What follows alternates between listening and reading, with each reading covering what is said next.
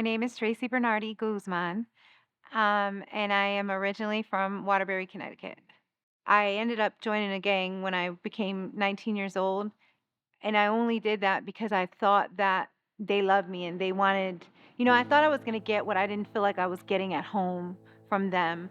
And they portrayed this thing for outsiders to become insiders, this like family oriented image that made me feel like loved and a part of something. And, you know, um, 3 days after starting adult ed, we had a mission to go beat somebody up. And we've, you know, used to do that, If it wasn't us getting beat up, it was beat somebody else up so they don't beat us up, like if you don't do it, it gets done to you kind of thing. And this mission ended up in a loss of life. And so at that time, gangs were real prevalent in Connecticut, and they were having, gang wars here and there. The gang that I was in was warring with another gang, so the police were like tired of us, and not necessarily me, but I just wrapped up in it, and they made an example out of us. And I ended up with a 30-year sentence at 19. I served 23 years in total, 7 of which I served in solitary confinement straight.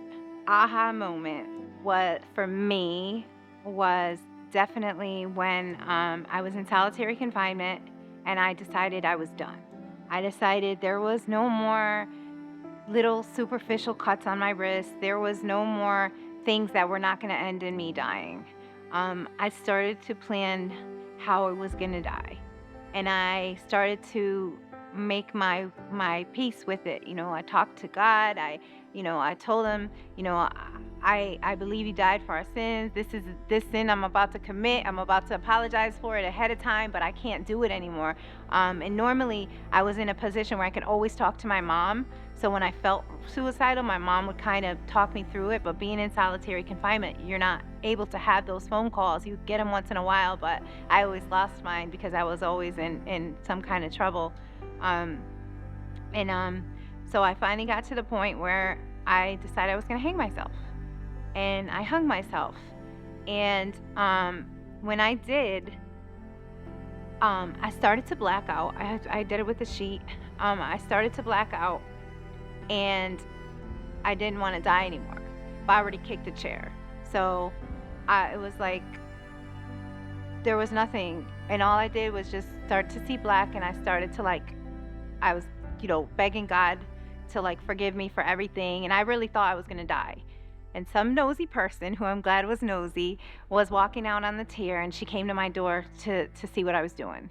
And so she started screaming, and the guard came, and he put his, all I know is he put his leg up between my legs to push me up and held me up. And I was laying on the floor, and the nurses were slapping me, and I was already conscious, but I couldn't respond because I think I was in shock kind of, but I knew what was going on. And I remember, and this nurse too recently passed away.